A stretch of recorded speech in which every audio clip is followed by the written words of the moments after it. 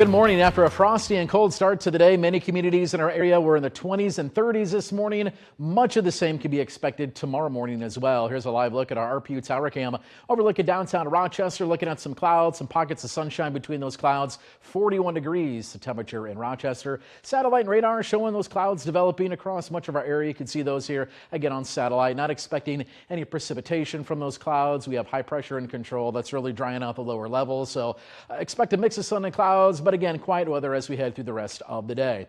Temperatures in the low to mid 40s across much of the region. 43 in Riceville, 45 in Austin, St. Ansgar at 47. It's 46 in Charles City, also 46 in Forest City as well. The wind today, not much of a factor, just a light breeze, a lot lower than the last couple of days, that's for sure. Out of the northwest, could see gusts upwards around 15 or so miles per hour at times through the afternoon. That wind eventually going to go calm as we head through the night. So we'll see a mix of sun and clouds this afternoon, but once we get towards sunset, the clouds will dissipate. That'll set up a clear sky overnight. So after a high temperature of 50 today, temperatures will fall back through the 30s and back below freezing we go, with some places even bottoming out in the 20s once again tomorrow morning. A freeze warning is in place overnight through mid-morning tomorrow for areas generally along and east of Highway 218 and far southeast Minnesota, much of northeast Iowa, and that freeze warning once again tonight into tomorrow morning. And our temperatures, you can see here as we head through the night into tomorrow morning, will drop through the 30s, eventually bottoming out in the upper 20s. So that means a light freeze to a hard freeze